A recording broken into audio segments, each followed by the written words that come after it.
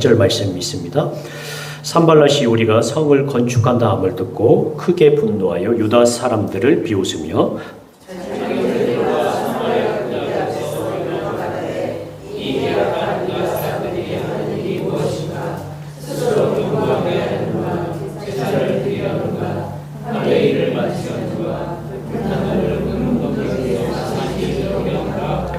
암몬 사람 도비아는 곁에 있다가 이르되 그들이 건축하는 돌 성벽은 여호가 올라가도 곧 무너지리라 하더라.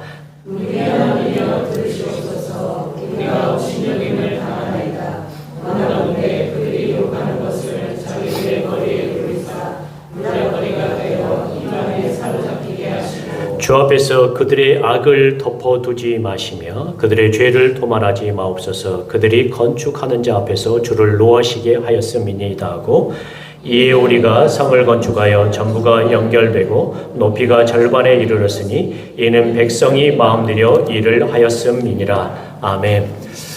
예, 오늘 말씀을 이제 이해하기 위해서는 우리가 이스라엘 백성들이 망하고 난 다음에 바벨론의 포로로 잡혀갔다가 돌아오는 과정을 좀 기억을 해야 되는데, 여러분 에스라서의 말씀을 통해서 포로 1차 귀환이 바벨론의 고레스 왕을 통해서 포로 1차 귀환이 이루어졌는데, 1차 귀환은 누구를 위로했냐면 스룹바벨과 여호수아를 중심으로 해서 1차 귀환이 이루어졌는데, 이 사람들은 주로 무슨 일을 했냐면 하나님께서 허락하신 성전 재건을 위해서 바벨론 포로에서 예루살렘으로 온 사람들이었습니다. 그들이 성전 재건을 하려고 했지만 성전 터를 닦아놓고 약 10년 넘도록 성전을 재건하지 못했습니다. 그래서 이 성전을 재건하도록 열심히 불어넣었던 사람이 누구냐면, 여러분들 학개서 알죠? 예, 학개 선지자 또 그런 선지자들을 통해서 성전이 재건되고 난 다음에 또 시간이 흘렀습니다. 시간이 흘렀는데 성전은 재건했는데 성전에서 드리는 하나님 앞에 드린 그 제사와 그리고 말씀에 대한 여러 가지 부분들이 겉모습은 있는데 이런 모든 내부적인 신앙적인 부분들이 무너져 있었습니다. 그래서 이 무너져 있는 신앙에 관한 부분을 세우기 위해서 누가 이 포로 바벨론에서 오냐면 바로 에스라 선지자가 옵니다. 에스라 선지자가 2차 바벨론 포로기 때 와서 이들 안에 무너졌던 신앙에 관한 부분들, 말씀에 관한 부분을 재건합니다. 이렇게 다시 세웁니다. 자, 그런데 아직까지 이 예루살렘으로 온 사람들, 성전이 재건됐고 그리고 말씀과 다른 여러 가지 신앙의 부분은 재건이 됐는데, 그들을 보호해줄 예루살렘 성벽은 여전히 무너진 상태로 있었습니다. 그 예루살렘 성벽을 재건하기 위해서 누가 왔냐면 바로 바벨론 3차 포로 귀환하는 사람들이 왔는데, 느헤미야가 지도자가 되어서 바벨론 3차 포로 귀환에서 와서 이 사람들은 무엇을 재건하려고 한다고요? 성벽을 재건하기 위해서 왔다는 거죠. 성벽이 있어야만 하나님의 사람들이, 하나님의 백성들이, 하나님 나라의 백성들이, 조금 더 확장이 되면 하나님 나라의 백성들이 안전하게 거할 수 있는 터전을 마련하기 위해서 성벽을 재건하기 위해서 왔는데, 이 성벽 재건을 하는데 순전하게 성벽 재건할 수 있을까요, 없을까요? 네, 쉽지 않죠. 왜냐하면 성벽을 재건하게 되면 이 예루살렘 사람들을 대상으로 해서 여러 가지 일들을 했던 사람들, 여러 가지 이익을 추구했던 사람들은 성벽 재건을 원하지 않는다라는 거예요. 그런 방해 세력들이 있음에도 불구하고 느헤미야가 하나님께서 원해주신 하나님의 뜻하신 대로 성벽을 재건하는 장면을 가지고 있는데, 오늘 사장은 뭐냐면 성벽 재건을 하려고 왔는데 성벽 재건을 하려고 이렇게 하는 과정 가운데 여러 이 성벽 재건을 방해하는 사람들이 방해하는 장면이 오늘 사장의 주요 내용입니다.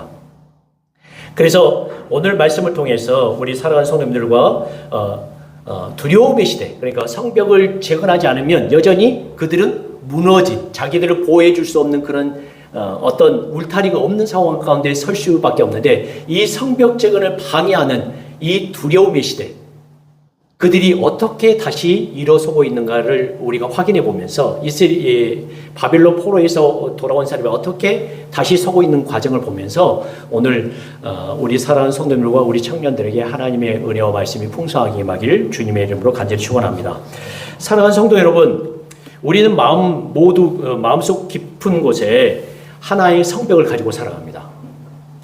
그 성벽은 나를 지키고 나를 규정하고 그리고 나를 앞으로 나아가게 만드는 힘입니다. 여러분, 우리의 마음속에는 좋은 성벽도 있지만 안 좋은 성벽도 있어요. 근데 안 좋은 성벽들은 허물어져야 되는데 좋은 성벽들은 어떻게 될까요? 좋은 벽들은 자꾸 세워야 되죠. 여러분, 신앙의 벽은 어떻게 될까요? 계속 세워야 되죠. 그런데 나쁜 습관의 벽이나 편견의 벽은 어떻게 될까요? 허물어뜨려야 되죠. 그런데 이스라엘 백성들 앞에서는 이스라엘 백성들을 보호해 줄 성벽이 지금 어떻게 되고 있습니까? 무너져 있었다는 거예요. 우리 안에 있는 좋은 성벽들, 우리 안에 있는 신앙의 성벽들은 우리를 앞으로 나아가게 만드는 힘입니다. 그런데 어느 순간 그 성벽이 무너진 자리 앞에 나 자신이 홀로 서 있는 경험을 하게 됩니다. 무엇인가를 해야 되는데 지금 나의 삶에 무엇인가 무너졌는데 일어서고 싶은데 일어서지 못하는 분들이 지금 우리 안에도 있을 거라는 말이에요. 누군가의 말 한마디에 마음이 무너지고 비교의 그림자에 자존감이 흔들리고 실패의 기억으로 용기가 꺾이고 미래의 불안이 눈앞을 가릴 때 우리는 어떻게 합니까? 흔들리죠. 우리는 멈춥니다. 그리고 어느 순간 사명도 열정도 꿈도 조용히 무너져 버립니다. 여러분, 살아가고 있는 것 같긴 한데 신앙적으로 지금 어쩔 바를 몰라서 본인만 알고 있는 마음이긴 한데 어쩔 줄 몰라서 지금 무너져 있는 성도님들이 이 안에 계실 거예요.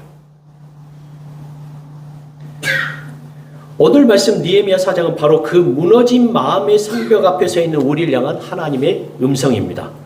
하나님의 일을 해도 대적은 오고 기도해도 두려움은 찾아오고 말씀을 붙잡아도 현실은 우리를 흔듭니다. 그러나 성경은 분명히 말합니다. 무너져도 다시 일어설 수 있다. 흔들려도 다시 하나님이 세우신다. 오늘 이 말씀 앞에서 여러분의 마음속에 그리고 나의 마음속에 무너진 돌 하나가 다시 세워지고 흩어진 마음이 모아지고 약해진 믿음이 다시 힘을 얻기를 기도합니다. 성벽이 어느 정도 높아졌을 때 대적 산발락과 도비아가 나타나 조롱을 퍼붓습니다. 2절에 보면 하나 넘겨주세요. 저 초라한 돌 무더기를 살릴 수 있겠느냐. 3절에 보면 여우라도 뛰면 니들이 지금 세운 그 성벽은 어떻게 할 것이다? 무너질 것이다. 이렇게 말하고 있어요. 여러분 3절 한번 보세요. 3절 같이 한번 읽으실까요? 3절 같이 읽겠습니다. 시작. 암몬 사람 도비아는 곁에 있다가 이르되 그들이 건축하는 돌 성벽은 여우가 올라가도 곧 무너지리라 하더라. 여러분, 하나님의 백성을 방해하는 사람은요, 그리고 우리의 일상의 삶을 살아갈 때 우리를 반대하는 사람들은 언제나 뭘로 공격할까요? 말로 공격합니다. 말로. 말은 사람을 무너뜨리는 가장 빠른 무기입니다. 칼보다 빠르고 창보다 깊게 찌릅니다. 사랑하는 성도 여러분, 여러분도 그런 말에 상처받아 본 적 있습니까? 있죠요. 네, 있어요. 분명히 있을 거예요. 네가 하나님을 한다고? 야, 네가 교회 나간다고? 야, 너 그거 해봤자 안 돼. 네가 사업을 한다고? 너는 이미 늦었어. 너는 다른 사람이 한 만큼 할 수 없을 거야. 그 말들이 우리의 마음속 깊은 곳에서 열정의 숨을 끊고 사명의 불을 꺼뜨리고 하나님을 향한 시선을 흐리게 합니다. 그런데 느헤미야는 이런 대적들의 말에 어떻게 반응했을까요? 대적에게 반박하지 않았습니다. 논쟁하지도 않았습니다. 변명하지도 않았습니다. 그는 어떻게 했냐면 4절부터 5절을 보십시오. 그가 그들의 반응에 말로 공격한 그들에게 어떻게 반응했냐? 4절 5절 같이 읽겠습니다. 시작. 우리 하나님이여 들으시옵소서. 우리가 업신여김을 당하나이다. 원하건대 그들이 욕하는 것을 자기들의 머리에 돌리사 노략거리가 되어 이방에 사로잡히게 하시고 주 앞에서 그들의 악을 덮어주지 마시며 그들의 죄를 도말하지 마옵소서. 그들이 건축하는 자 앞에서 주를 노하시게 하였음이니이다 하고 아멘. 그는 아무 말도 하지 않고 그 말들을 어떻게 합니까? 하나님께 가져갑니다. 하나님, 저들의 조롱을 들으십니까? 저들이 하는 저 조롱을 그들의 머리 위로 가져가시옵소서. 여러분, 이것이 믿음의 사람의 반응입니다. 사람에게 설명하기보다 하나님께 먼저 털어놓는 것, 말로 다투기보다 기도로 올려드리는 것, 여러분의 마음을 흔드는 말들, 여러분을 괴롭게 하는 말들, 혹시 지금 여러분들이 비방하고 조롱하는 어떤 말이 있다면 지금 이 시간, 이 예배 가운데 여러분들의 그 마음을 하나님 앞에 올려드립시오. 하나님께서 여러분들의 마음을 다 알고 계십니다. 느헤미야는 기도한 뒤 이렇게 말했습니다. 이렇게 합니다. 9절에 보시면 우리는 하나님께 기도하고 그리고 파수꾼을 세워 방비했다 이렇게 말합니다. 중요한 것은 기도하고 난 다음에 그리고라는 거예요. 그리고 어떻게 했느냐? 기도 그리고 느헤미야는 어떻게 합니까? 행동했습니다. 기도하고 그리고 느헤미야는 준비했습니다. 기도하고 그리고 느헤미야는 움직였다는 거예요. 성도들이 빠지는 두 가지 극단이 있습니다. 한쪽은 이렇게 말합니다. 기도 있으니 하나님이 다 하실 거야. 여러분 살아남은 죄를 위해서 기도 많이 했어요. 그리고 나서 여러분들이 아무것도 하지 않으면 일이 일어날 거예요? 안 일어날 거예요? 안 일어나죠. 안 일어나요. 한쪽 극단은 말합니다. 기도에 있으니 하나님이 다 하실 거야. 기도 뒤에는 아무런 행동을 하지 않습니다. 다른 한쪽은 이렇게 말합니다. 내가 노력하면 되지 기도는 나중에 해도 돼. 우선 일하는 게 중요해. 열심히 뛰는 게 중요해. 행동만 있고 영성은 없습니다. 그러나 느헤미야는 둘을 함께 붙였습니다. 기도 없는 행동은 자신감일 뿐이고 그리고 행동 없는 기도는 공허한 바람일 뿐입니다. 하나님은 기도하는 무릎 위에 움직이는 발을 얹어주십니다. 오늘 이 예배 후 여러분이 기도한 것만큼 움직이신 것만큼 어떻게 하실까요? 기도하시기 바랍니다. 그런 분들이 되시길 주님의 이름으로 간절히 축원합니다. 여러분 이런 대적의 방해도 불구하고 성벽 건축이 한 절반 정도 이루어졌습니다. 순조롭게 진행되는 성벽 건축 손식에 7절에서 8절에 보면 적의 공격 소문이 퍼집니다. 야, 쟤들이 성벽 건축을 지금 순조롭게 잘해가고 있어. 우리가 쟤들 그냥 놔두면 될까 안 될까? 빨리 언제인지 모르지만 기습으로 저희들 쳐들어가서 저 성벽을 우리가 건축하는 걸 이제 못하도록 해야 되겠다. 이런 소식이 퍼지자 백성들이 어떻게 합니까? 두려움에 빠지게 됩니다. 야, 우리가 성벽 건축을 하고 있는데 적들이 우리를 지금 침략할 거야. 우리가 위험에 빠질지도 몰라. 우리가 죽을지도 몰라. 우리는 지칠 만큼 지쳤어. 성도 여러분, 두려움은요 언제나 과장되고 빠르게 퍼집니다. 한 사람의 불안이 공동체를 흔들고 한마디의 부정이 마음 전체를 뒤흔듭니다. 그래서 저도 되도록이면 이 강대상에서 부정적인 말을 하지 않으려고 그래요. 여러분 되도록이면 어떻게 하라고요? 예, 긍정이고 하나님께서 우리와 함께 하시니 우리가 이 모든 어려움을 이겨낼 수 있을 거야. 넘어설 수 있을 거야. 하나님 우리와 함께 하시니 아무것도 아닐 거야. 라는 그런 긍정의 말들이 우리 안에 넘쳐다녀야 된다는 거예요. 느헤미야는 백성들을 불러 세우고 말합니다. 14절에 보면 이렇게 말합니다. 여러분 14절 한번 보실까요? 네. 느헤미야가 두려움에 떨고 있는 그 성도들에게, 그 사람들에게 어떻게 말하냐면 이렇게 말합니다. 14절 같이 한번 읽겠습니다. 시작. 내가 돌아본 후에 일어나서 귀족들과 민장들과 남은 백성에게 말하기를 너희는 그들을 두려워하지 말고 지극히 크시고 두려우신 줄을 기억하고 너희 형제와 자녀와 아내와 집을 위하여 싸우라 하였느니라. 아멘. 여러분 두려워하지 말라. 크고 두려우신 하나님을 기억하라고 말합니다. 여러분 두려움의 본질은 무엇일까요? 하나님을 잊는 것입니다. 그래서 성경은 늘 이렇게 말합니다. 기억해라.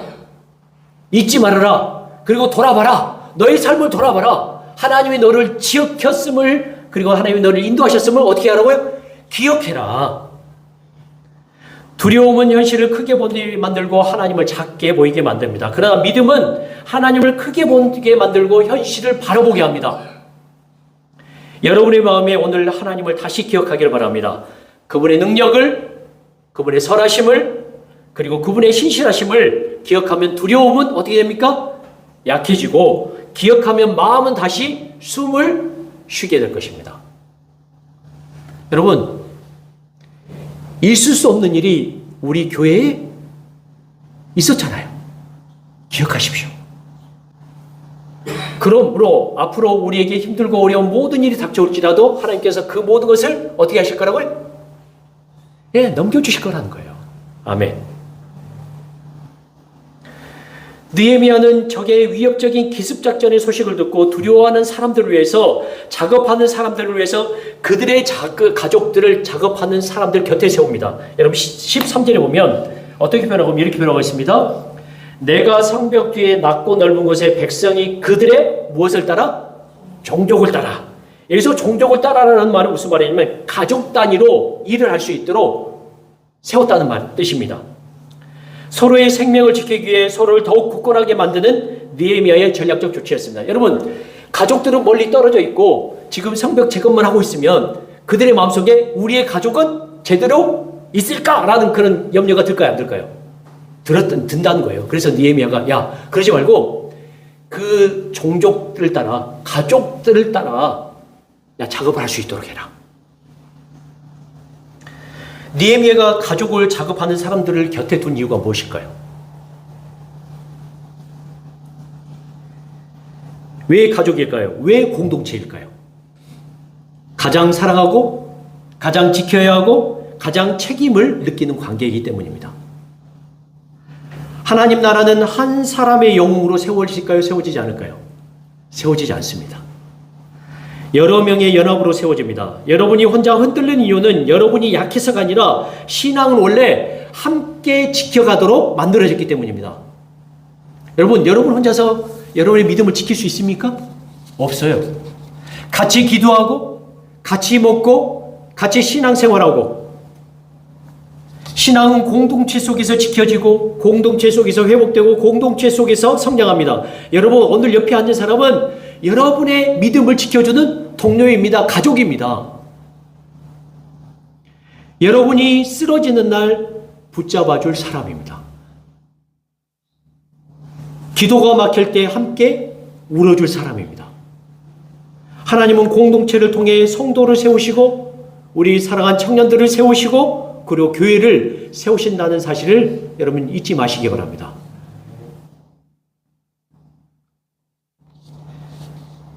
이제 느헤미야가 사장의 가장 상징적인 장면을 하나 우리에게 보여준대요. 가족을 작업하는 사람들 옆에 붙이고, 그리고 그 작업하는 사람들에게 어떻게 했냐면 17절과 18절입니다.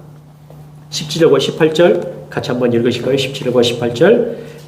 예, 작업하는 사람들을 어떻게 만들었는가? 같이 한번 읽도록 하겠습니다. 읽겠습니다. 시작. 성을 건축하는 자와 짐을 나르는 자는 다 각각 한 손으로 일하며 한 손으로는 병기를 잡았는데, 건축하는 자는 각각 허리에 칼을 차고 건축하며 나팔 부는 자는 내 곁에 섰었느니라. 아멘. 어떻게 합니까? 한 손으로는 일을 하고 한 손으로는 병기를 잡았다라는 거예요. 여러분, 이것이 우리의 인생입니다. 일과 믿음이 동시에 필요합니다. 현실과 영성이 함께 가야 합니다. 어떤 분이 현실을 너무 크게 잡아서 기도하지 못하고 현실만 쫓아가는 분이 있습니다. 어떤 분은 기도는 열심히 하는데 현실에서 하나님의 뜻과 영광을 드러내지 못하는 경우가 있습니다. 그러나 믿음의 사람은 현실과 영성, 일과 기도, 믿음을 함께 붙잡는 사람입니다. 여러분, 여러분의 삶에 가세요. 일 열심히 하셔야 될까? 하시 말아야 될까요? 열심히 하셔야 돼요. 그리고 어떻게 하셔야 돼요? 기도하셔야 된다는 거예요. 기도만 하고 일하다가 말고 기도만 하다가 일을 망치면 될까요? 안 될까요? 안 돼요, 안 돼. 여러분, 철저하셔야 돼요. 하나님께서 우리들에게 주신 두 손, 한 손은 미래를 준비하는 손, 다른 한 손은 하나님을 붙드는 손입니다. 우리는 청년들에게 말합니다. 공부해야 합니다. 일해야 합니다. 그리고 관계를 세워야 합니다. 세상 속에서 역할을 해야 됩니다. 그러면서도 뭘 붙잡으라고요? 말씀 붙잡고 영성을 붙잡고 유혹을 경계해야 하며 기도의 자리를 지켜야 하는 겁니다. 여러분, 오늘날 우리 사랑하는 청년들이 부족한 게 무엇일까요? 예, 어쩌면 영성의 부분이 부족한지 모르겠어요. 여러분의 길을 인도하시는 분 누구시라고요? 하나님이십니다. 하나님 붙잡으십시오. 하나님께 기도하십시오. 말씀 가운데 바르게 서십시오. 그리고 최선을 다해서 노력하십시오. 두 손이 함께 움직일 때 하나님은 여러분의 인생을 세우십니다. 마지막으로 한 손엔 일과 한 손엔 무기를 든 이 사람들에게 하나님께서 하시는 일이 있습니다. 여러분 20절 말씀 보실까요? 20절 같이 읽겠습니다. 시작. 너희는 어디서든지 나팔 소리를 듣거든 그리로 모여서 우리에게로 나오라. 우리 하나님이 우리를 위하여 싸우시리라 하였느니라. 아멘. 느헤미야는 준비된 그리고 헌신된 사람들에게 말합니다. 누구가 너희를 위해서 싸운다고요? 하나님이 우리를 위하여 싸우신다라고 분명하게 말씀합니다. 여러분, 근데 우리는 때로는 현실이 너무 크게 보여 있어. 하나님이 보이지 않기 때문에 하나님이 우리를 위해서 싸우신다는 이 대믿음의 전제가 약해질 때가 있어요. 보이는 것이 더 크게 보일 때가 있어요. 그러나 성경은 언제나 말합니다. 믿는 자들이 싸우는 싸움, 믿는 자들이 하는 그 일, 모든 일 가운데 하나님이 우리를 위하여 함께 싸우신다, 함께 하신다고 분명하게 말씀하고 있습니다. 여러분 이 사실을 기억하시고 이 사실 앞에 자신을 뭐랄까요? 밧줄로 꽁꽁 묶으시기 바랍니다. 이 말은 대적을 향한 말이 아니라 두려움에 흔들리는 백성들을 향한 말입니다. 그리고 오늘은 여러분과 나 자신을 향한 말입니다. 여러분, 우리는 싸우는 것 같지만 실제로는 하나님이 싸우십니다. 우리는 버티는 것 같지만 실제로는 하나님이 붙드시고, 우리는 일어나는 것 같지만 실제로는 하나님이 세우십니다. 여러분의 인생에 지금 하나님이 싸우고 계신 전쟁이 있습니다. 여러분의 마음을 위해서, 여러분의 믿음을 위해서, 여러분의 미래를 위해서 하나님이 여러분보다 앞서 싸우십니다. 그러니 두려워하지 마십시오. 떨지 마십시오. 흔들려도 괜찮습니다. 무너지면 어떻게 될까요? 다시 일어서면 됩니다. 왜냐하면 하나님이 여러분을 위하여, 나 자신을 위하여 싸우시기 때문입니다. 오늘 결론을 말씀드리자면 하나님께서 우리에게 말씀하십니다. 혹시 무너진 성벽이 있습니까? 여러분 앞에 무너진 마음의 벽이 있습니까? 무너진 자리에서 다시 시작하십시오. 하나님께서 다시 일으켜 세우실 것입니다. 무너진 자리에서 다시 시작하라. 조롱 앞에서도 멈추지 말라. 두려움 앞에서도 물러서지 말라. 기도하며 일하라. 말씀을 붙들고 현실을 걸어라. 그리고 기억하라. 하나님이 우리를 위해서 싸우신다. 사랑하는 성도 여러분, 여러분의 마음속에 무너진 성벽이 있습니까? 무너진 열정, 무너진 꿈, 무너진 관계, 무너진 믿음, 무너진 정체성. 하나님은 다시 세우십니다. 하나님은 다시 일으키십니다. 하나님은 다시 사용하십니다. 오늘 이 예배가 여러분 안에 새로운 성벽이 세워지는 은혜의 시간이 되시기를 주님의 이름으로 간절히 축원합니다. 여러분, 다시 시작하십시오. 다시 이루어주십시오. 하나님이 여러분을 위해서 반드시 함께 하십니다.